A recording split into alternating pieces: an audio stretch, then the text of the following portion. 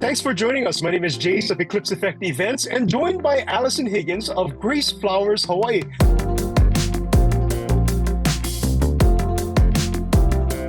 How's everything going, Allison? Doing really good. And you're going to give us tips on how to choose the perfect flowers for your wedding. So the first step we recommend is kind of deciding what colors you want.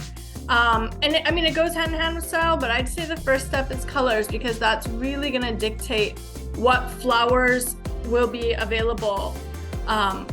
Certain flowers don't come in all of the colors, so picking your color is important. So once you pick that perfect color that you really love, what is the next step? I would say the next step is picking some images that represent what you're looking for in your wedding or your events. You might even pick several different ones and think, oh, these don't have anything in common, but when the florist looks at them, I would say 9 times out of 10, we can see like, oh, all of these have white hydrangea, or there's definitely things that our clients gravitate to.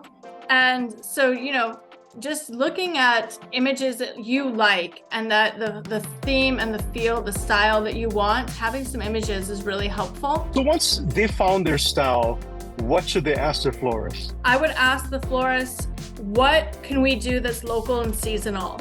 Anywhere you are, you will get the freshest, best product if you work with local seasonal flowers. Hawaii, we actually have an abundance of flowers in all types of styles and colors. So I know you typically think of bright tropical, but we also grow softer flowers. Hydrangeas are locally grown, snapdragons, even sunflowers. So working with your florist and what's available local to you, it will ensure freshness and it'll be environmentally friendliest. All right, thank you very much, Allison. Thanks for those great tips for today.